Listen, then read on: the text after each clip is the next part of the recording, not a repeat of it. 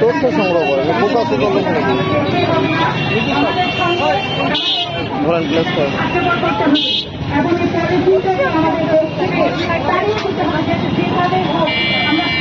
ভবিষ্যৎ করতে চাই, পলিথিন মুক্ত দেশ করতে চাই, এটা আমাদের অঙ্গীকার হবে। এটাই আজকে আমরা সবাই শপথ নেব। রাস্তাতে যারা বসছেন তারাও যেন এটাতে আমরা সামিল হয় এবং সবাই যেন এটাতে শপথ করে। ধন্যবাদ। ব্যাগ এটা কিসের তৈরি ব্যাগ? পাটের।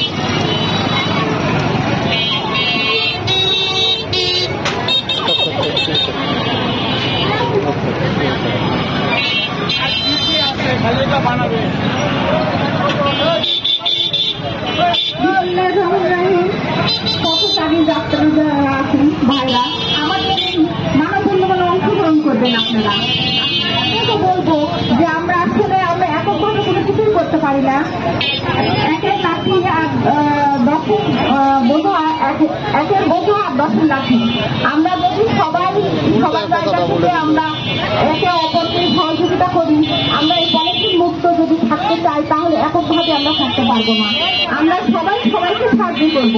বিশেষ করে আমাদের যে ব্যক্তিক ভাইরা যারা মহাজন ভাই, কি বলবো তাদেরকে, দোকানদার ছোট থেকে বড় যারা আছে সবাই যদি আমরা মনে করি যে আমাদের অনেকের কেনা পলিথিন ছিল, এই পলিথিন গুলো আমাদের আসলে আমাদের ব্যবসার একটা অংশ, আমরা হয়তো কিছুটা ঘাটতি আমাদের হবে।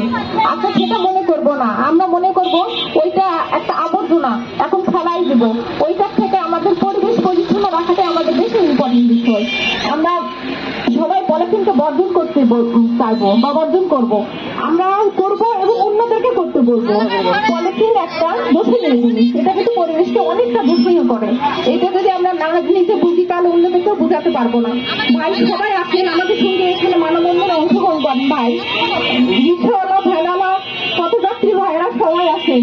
আমরা পলিথিনকে না বলি, একসঙ্গে না বলি পলিথিন ব্যবহার করবো না, পরিবেশ বাঁচাবো, দেশকে রক্ষা করবো, দেশকে রক্ষা করা আমাদের দায়িত্ব। Thank you. অসংখ্য ধন্যবাদ আপুকে এত সুন্দর বলার জন্য। আসলে ঠিকই বলেছে, আমরা অনেক ব্যবসায়ী রয়েছি যারা মনে করছি যে আমরা টাকা দিয়ে পলিথিন কিনে রাখছি, সেটা নষ্ট করবো কেন। কিন্তু দেখেন হয়তো অল্প কয়েক টাকা নষ্ট হচ্ছে, কিন্তু এর চেয়ে বেশি ক্ষতি হচ্ছে পরিবেশ, বেশি ক্ষতিগ্রস্ত হচ্ছে মানুষ। এই জন্য আমরা কি করবো, আমাদের হয়তো অল্প টাকা নষ্ট হয়ে যাক, আমরা